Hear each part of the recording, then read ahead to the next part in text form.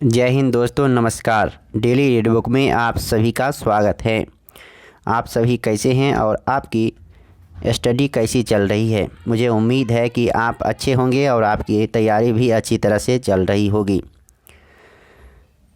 आज हम लोग इस वीडियो में सन 1857 की क्रांति के जो भी इम्पोर्टेंट प्रश्न हैं उन सभी को देखेंगे।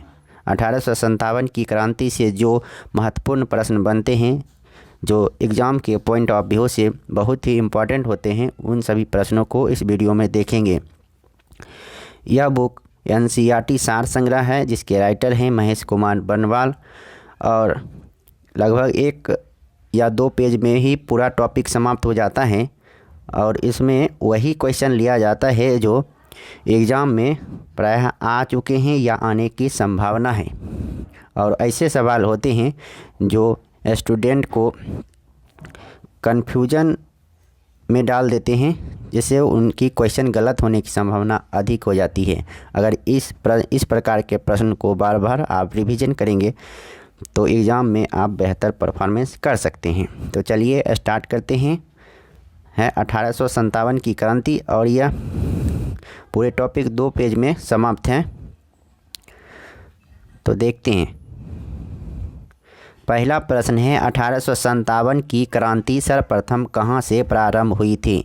तो 1857 की क्रांति सर्वप्रथम मेरठ से प्रारंभ हुई थी। और कब प्रारंभ हुई थी? तो 10 मई 1857 ईस्वी को 10 मई 1857 ईस्वी को मेरठ से सर्वप्रथम 1857 की क्रांति प्रारंभ हुई थी। 34वीं रेजिमेंट के सिपाही मंगल पांडे ने किस स्थान पर विद्रोह किया? तो मंगल पांडे के द्वारा बैरकपुर, यानी बैरकपुर कहाँ है? तो पश्चिम बंगाल में है, बैरकपुर में विद्रोह किया गया। और ये थे 24वीं रेजिमेंट के सिपाही मंगल पांडे, और ये मंगल पांड्या बलिया के रहने वाले थे। अगला प्रश्न है वर्ष 1857 के स्वाधीनता संग्राम के प्रतीक क्या थे? तो वर्ष 1857 के स्वाधीनता संग्राम के प्रतीक थे कमल और रोटी। वर्ष 1857 के विद्रोह का तात्कालिक कारण क्या था? तो तात्कालिक कारण था एनफील्ड राइफल में चर्बी वाले कारतूसों का प्रयोग। इसका कारण तो बहुत था, लेकिन इस अक्सर क्वेश्चन एग्ज़ाम में यही पूछा जाता है कि 1857 के विद्रोह का तात्कालिक कारण क्या था? तो ये था एनफील्ड राइफल में चर्बी वाले कारतूसों का प्रयोग। अंग्रेज़ों की शोषणकारी आर्थिक, राजनीतिक, धार्मिक एवं प्रशासनिक नीतियों के प्रभावों ने 1857 के विद्रोह को जन्म दिया। 1857 के विद्रोह के समय भारत का गवर्नर जनरल कौन था? तो इसका आंसर होगा लॉर्ड कैनिंग। 1857 के विद्रोह के समय भारत का गवर्नर जनरल था लॉर्ड कैनिंग। और इसी के बाद 1857 की क्रांति के बाद गवर्नर जनरल का पद को समाप्त कर दिया गया था और इसके जगह पर वायसराय की नियुक्ति की गई। और अगर पूछा जाएगा अंतिम भारत का गवर्नर जनरल कौन था, तो लॉर्ड कैनिंग होगा। और इसी क्वेश्चन में अगर पूछा जाता है कि प्रथम वायसराय कौन था, तो इसका भी आंसर होगा लॉर्ड कैनिंग। अगला प्रश्न है 1857 ईस्वी के विद्रोह के समय ब्रिटिश प्रधानमंत्री कौन था? तो इसका आंसर होगा पाल्मस्टन। 1857 के विद्रोह के समय ब्रिटिश प्रधानमंत्री था पाल्मस्टन। 1857 ईस्वी के संग्राम से संबंधित पहली घटना कौन सी थी? 1857 के संग्राम से संबंधित पहली घटना थी सैनिकों का दिल्ली के लाल किले पर पहुंचना। 1857 की क्रांति में सैनिकों ने दिल्ली पर सर्वप्रथम दिल्ली के लाल किला पर पहुंचा और वहां पर बहादुर शाह जफर द्वितीय को अपना नेता घोषित कर दिया। अगला प्रश्न है 1857 के विद्रोह में भाग लेने वाले सर्वाधिक सैनिक किस राज्य या क्षेत्र से थे? तो इसका आंसर होगा अवध से। 1857 के विद्रोह में भाग लेने वाले सर्वाधिक सैनिक अवध से थे। 1857 ईस्वी में किसने इलाहाबाद को आपातकालीन मुख्यालय बनाया? तो इस प्रश्न का सही जवाब होगा लॉर्ड कैनिंग ने। 1857 ईस्वी में इलाहाबाद को आपातकालीन मुख्यालय बनाने वाले गवर्नर जनरल था लॉर्ड कैनिंग। केंद्रीय संगठन की कमी तथा सुनियोजित रणनीति के अभाव में 1857 ईस्वी का विद्रोह असफल रहा। 1857 के विद्रोह का असफल होने का बहुत से कारण थे, जिसमें केंद्रीय संगठन की कमी और सुनियोजित रणनीति के अभाव भी शामिल है। लखनऊ में 1857 ईस्वी की क्रांति का नेतृत्व किस महिला ने किया था? तो बेगम हजरत महल ने। लखनऊ में 1857 की क्रांति का नेतृत्व बेगम हजरत महल ने किया था। 1857 ईस्वी के स्वाधीनता संग्राम में प्रमुख भूमिका निभाने वाली रानी लक्ष्मीबाई का जन्म कहाँ हुआ था? तो रानी लक्ष्मीबाई का जन्म वाराणसी में हुआ था और इनकी मृत्यु ग्वालियर में हो गई थी कालपी के युद्ध में। रानी लक्ष्मीबाई को अंतिम युद्ध में किसने पराजित किया था? तो इसका आंसर होगा कैप्टन ह्यूरोज। कैप्टन ह्यूरोज ने पराजित किया था। असम में 1857 ईस्वी की क्रांति का नेता कौन था? तो असम में 1857 ईस्वी के क्रांति का नेता था दीवान मानीराम दत्त। दीवान मानीराम दत्त 1857 ईस्वी में असम में 1857 ईस्वी के क्रांति का असम में नेता थे दीवान मनीराम दत्त। फैजाबाद से विद्रोह कर रहे किस क्रांतिकारी को पकड़ने के लिए अंग्रेज़ों ने 50,000 रुपये का इनाम रखा? तो इस प्रश्न का जवाब होगा मौलवी अहमदुल्ला। फैजाबाद से विद्रोह कर रहे किस क्रांतिकारी को पकड़ने के लिए 50,000 रुपये का इनाम रखा गया था? तो 50,000 का इनाम मौलवी अहमदुल्ला के ऊपर रखा गया था। कानपुर के विद्रोह का नेतृत्व कर रहे नाना साहेब ने किसे अपना सेनापति नियुक्त किया? तो कानपुर से विद्रोह का नेतृत्व कर रहे नाना साहेब ने अपना सेनापति तात्या टोपे को नियुक्त किया और तात्या टोपे का वास्तविक नाम है रामचंद्र पांडुरंग। रामचंद्र पांडुरंग तात्या टोपे का ही वास्तविक नाम था। 1857 के विद्रोह के दौरान मुग़ल बादशाह बहादुर शाह जफ़र ने किसे अपना सेनापति नियुक्त किया? तो इसका आंसर होगा बख्त खां को। 1857 के विद्रोह के दौरान मुग़ल बादशाह बहादुर शाह जफ़र ने अपना सेनापति बख्त खां को नियुक्त किया था। अब देखते हैं 1857 ईस्वी के विद्रोह के प्रमुख केंद्र और प्रमुख विद्रोही नेता।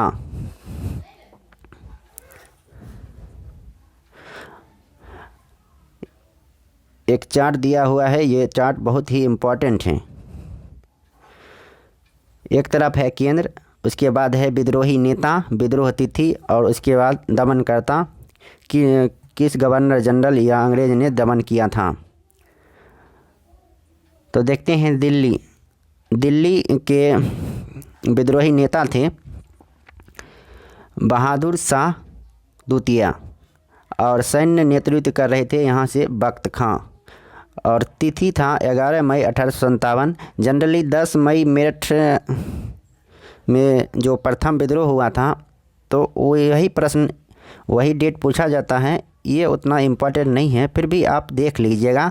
ऐसे हम इसका चर्चा नहीं कर रहे हैं, हम सिर्फ बताएंगे ये बहादुर शाह द्वितीय और कौन थे दमनकर्ता। तो देखते हैं, दिल्ली से थे बहादुर शाह द्वितीय भारतीय नेता और दमनकर्ता थे निकलसन एवं हडसन। लखनऊ से थे बेगम हजरत महल और दमनकर्ता थे कॉलिन कैम्पबेल। झांसी या ग्वालियर से विद्रोही नेता यानी भारतीय सेना का नेतृत्व कर रहे थे रानी लक्ष्मीबाई और दमनकर्ता थे जनरल ह्यूरोज। कानपुर से नाना साहेब, दमनकर्ता कैम्पबेल। इलाहाबाद से लियाकत अली, दमनकर्ता colonel Neill. Faizabad Maulvi Ahmadullah, colonel Neill. Jagdishpur Kunwar Singh, William Taylor, Vincent Eyre. Bareilly से बहादुर खां और विसेंट अय्यर। फतेहपुर से अजीमुल्ला और जनरल रेनड। तो एक बार फिर से पढ़ देते हैं।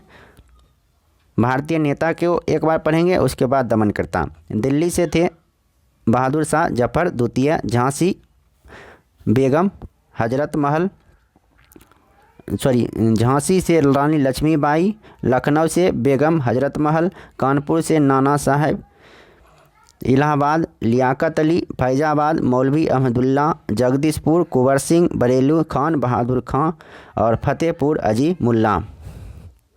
तो इसको फिर दिल्ली के दमनकर्ता के बारे में पढ़ते हैं। तो दिल्ली में दमनकर्ता थे Nicholson Hudson, Lucknow Colin Campbell, Jhansi या ग्वालियर में जनरल ह्यूरोज, कानपुर में भी कैम्पबेल, लखनऊ और कानपुर दोनों में दमनकर्ता थे Campbell, Allahabad colonel Neill, Faizabad colonel Neill, Jagdishpur William Taylor Vincent Eyre, Bareilly Vincent Eyre और फतेहपुर जनरल रेनड।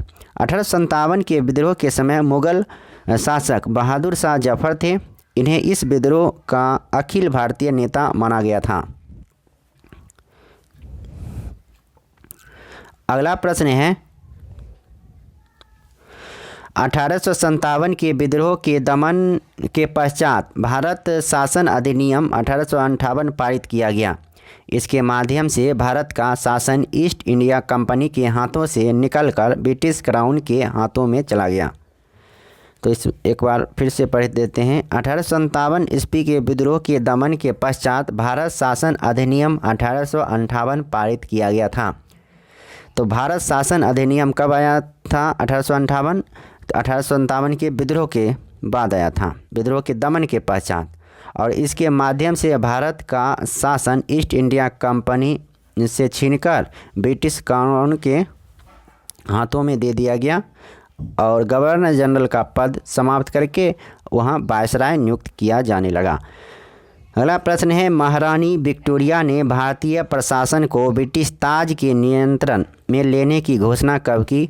तो इसका आंसर होगा 1 नवंबर 1858। 1 नवंबर 1858 को भारतीय प्रशासन को ब्रिटिश ताज के नियंत्रण में ले लिया गया। अब वर्ष 1857 के विद्रोह के दमन के पश्चात भारतीय सेना का पुनर्गठन के लिए किस आयोग का गठन किया गया? तो पील आयोग का गठन किया गया था। 1857 के विद्रोह के दमन के पश्चात भारतीय सेना का पुनर्गठन के लिए किस आयोग का गठन किया गया था? तो पील आयोग का। 1858 के भारत शासन अधिनियम के द्वारा किसे भारत का प्रथम वायसराय बनाया गया? तो आंसर होगा लॉर्ड कैनिंग। 1857 ईस्वी के विद्रोह में कौन सा शायर अंग्रेजों का आलोचक था? तो मिर्जा गालिब। 1857 ईस्वी में विद्रोह में कौन सा शायर अंग्रेजों का आलोचक था? तो मिर्जा गालिब। भारत के शिक्षित मध्यम वर्ग तथा जमींदारों ने 1857 के विद्रोह में तटस्थता बनाए रखी थी। 1857 के विद्रोह के कारणों पर भारतीय भाषा में लिखने वाला प्रथम भारतीय कौन था? सर सैयद अहमद खान। 1857 के विद्रोह के कारणों पर भारतीय भाषा में लिखने वाला प्रथम भारतीय कौन था? तो सर सैयद अहमद खान।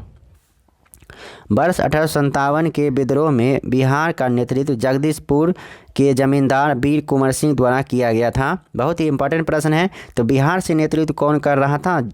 जगदीशपुर के जमींदार वीर कुंवर सिंह। और बिहार में दमनकर्ता थे बिसेंट टेलर अय्यर, याद रखिएगा, टेलर अय्यर, बिसेंट टेलर। 1857 ईस्वी के स्वतंत्रता संग्राम में किस राजवंश ने अंग्रेजों की सर्वाधिक सहायता की थी? तो ग्वालियर के सिंधिया राजवंश ने अंग्रेजों की सर्वाधिक सहायता की थी 1857 ईस्वी के स्वतंत्रता संग्राम के विद्रोह में।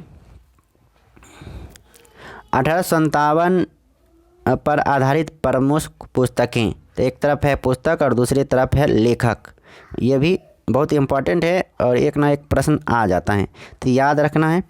और ये इतना बुक प्रायः लुसेंट में भी और क्राउन में भी नहीं है, तो इस प्रकार से ये बुक ज़्यादा इम्पोर्टेंट हो जाता है कि वहाँ जो क्वेश्चन नहीं मिलेगा और जो छूट जाता है तो यहाँ से कवर हो जाएगा।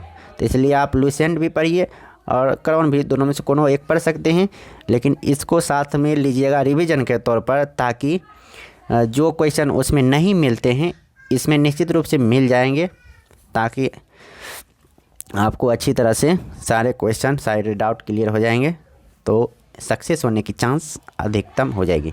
अगला प्रश्न है, पुस्तक है और लेखक है the great rebellion. The great rebellion के लेखक हैं Ashok Mehta. First war of independence, तो बी.डी. सावरकर, विनायक दामोदर सावरकर ने लिखा था। फर्स्ट वॉर ऑफ इंडिपेंडेंस 1857 के लेखक हैं SN. Sen. 1857 S N. Sen. Sipahi mutiny and the revolt of 1857 तो R C. Majumdar. Sipahi mutiny and the revolt of 1857 R C. Majumdar. History of Indian mutiny, history of Indian mutiny के लेखक हैं T R. Holmes. History of Indian mutiny T R. Holmes. Rebellion, rebellion 1857 यानी rebellion 1857 P C. Joshi. Causes of the Indian revolt sir Syed Ahmad Khan. Causes of Indian revolt sir Syed Ahmad खां।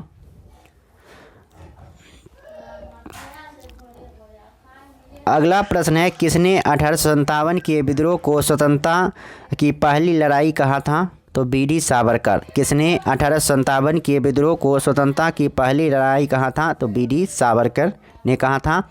1857 के विद्रोह को एक षड्यंत्र की संज्ञा किसने दी? सर जेम्स आउटरम एवं डब्ल्यू टेलर। 1857 के विद्रोह को एक षड्यंत्र की संज्ञा किसने दी? सर जेम्स आउटरम एवं डब्ल्यू टेलर। तथा कथित प्रथम राष्ट्रीय स्वतंत्रता संग्राम न प्रथम, न राष्ट्रीय और न ही स्वतंत्रता संग्राम था, यह कथन किसका है? तो इसका आंसर होगा आर.सी. मजूमदार। तथा कथित प्रथम राष्ट्रीय स्वतंत्रता संग्राम न प्रथम, न राष्ट्रीय, न ही स्वतंत्रता संग्राम था, यह कथन है आर.सी. मजूमदार का।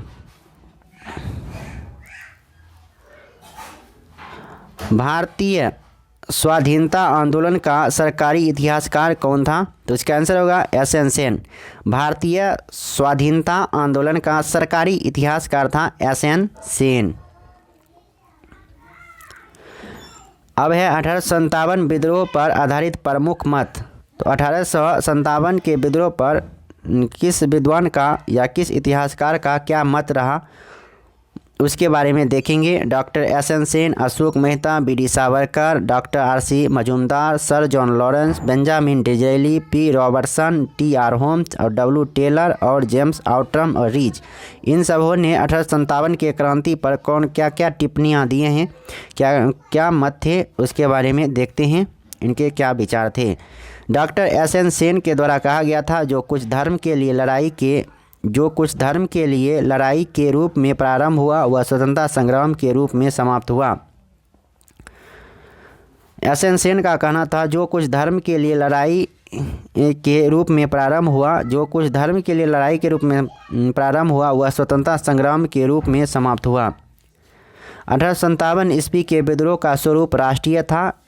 1857 ईस्वी के विद्रोह का स्वरूप राष्ट्रीय था, ये कहे थे अशोक मेहता। 1857 ईस्वी का विद्रोह एक सुनियोजित राष्ट्रीय स्वतंत्रता संग्राम था, बी.डी. सावरकर का कहना है। 1857 ईस्वी का विद्रोह एक सुनियोजित राष्ट्रीय स्वतंत्रता संग्राम था, बी.डी. सावरकर। तथा कथित प्रथम राष्ट्रीय संग्राम न तो प्रथम, न ही राष्ट्रीय और न ही स्वतंत्रता संग्राम था, यह कथन है डॉक्टर आर.सी. मजूमदार का। यह पूर्णतः सिपाही विद्रोह था, सर जॉन लॉरेंस ने कहा था। 1857 ईस्वी का विद्रोह एक राष्ट्रीय विद्रोह था, बेंजामिन डिज़ेली के द्वारा कहा गया था।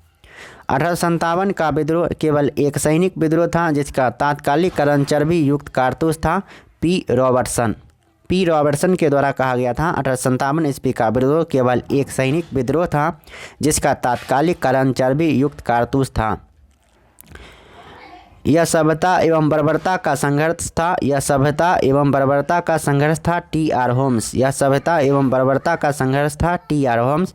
यह अंग्रेजों के विरुद्ध हिंदू मुसलमानों का षड्यंत्र था। डब्ल्यू. टेलर और जेम्स आउट्रम। यह अंग्रेजों के विरुद्ध हिंदू मुसलमानों का षड्यंत्र था। डब्ल्यू. टेलर और जेम्स आउट्रम। ईसाई धर्म के विरुद्ध एक धर्म युद्ध था। ये कहे थे रीज के द्वारा। रीज ने कहा था यह ईसाई धर्म के विरुद्ध एक धर्म युद्ध था। लास्ट प्रश्न है, रानी लक्ष्मीबाई के मृत्यु पर हीरोज ने कहा था कि भारतीय विद्रोही में वह अकेली पुरुष थी। बहुत ही इम्पोर्टेंट प्रश्न है। भारतीय विद्रोही में वह अकेली पुरुष थी, ये हीरोज के द्वारा कहा गया था रानी लक्ष्मीबाई के संबंध में। तो इस वीडियो में इतना ही।